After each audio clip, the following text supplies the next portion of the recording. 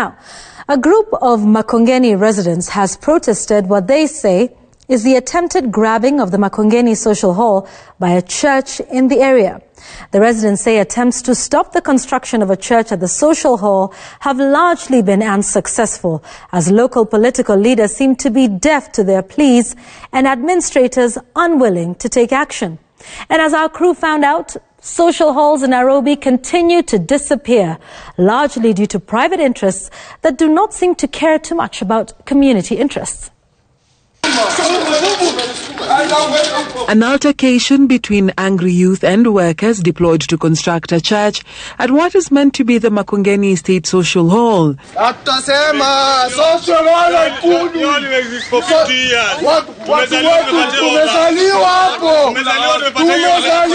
It is the latest social hall in the city to attract the attentions of private interests.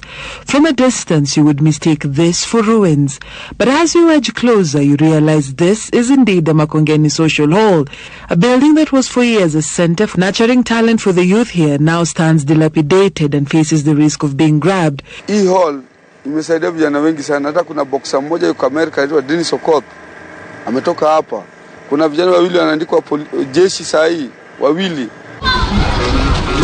Residents attribute the destruction of this hall that once stood tall to a mystery fire, with suspicions rife that it was arson, meant to pave the way for a takeover by private interests. This has led to confrontations that have occasionally turned ugly between residents and the alleged grabbers. Viti yetu ilichomeka ya boxing, yangu ilichomeka karibu 600,000, zangu nitoka nayo ngambo. Na sijajua nani alichoma. Na bado wanataka kujenga na lazima.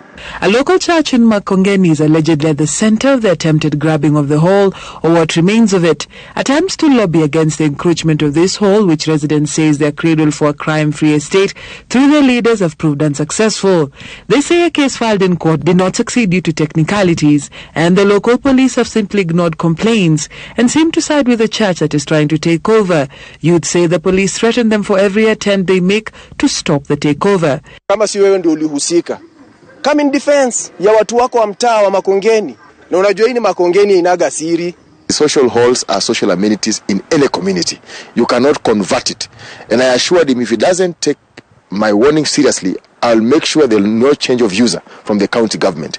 The Makongeni Social Hall is among properties owned and managed by the Kenya Railways. Attempts to reach out to the Railways management were thwarted. The estate's manager has rebuffed our attempts to reach out on 2 instances. It is a problem well documented in Nairobi. In Eastleigh's 8th Street, you are welcomed by this huge writing on this building. You would think that inside is the Eastleigh Social Hall. This is not the case.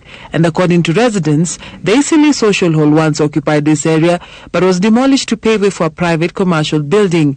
An outcry by members of the public led to a suspicious compromise that the social hall would be catered for in the commercial building and allocated the ground floor. The promise was disregarded.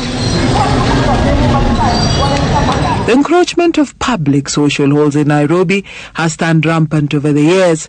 After playing grounds in residential estates, social halls have become objects of high demand for grabbers. Only 2 social halls at Kariokor and Pumwani estates in the entire Eastlands area remain, where almost all estates had one.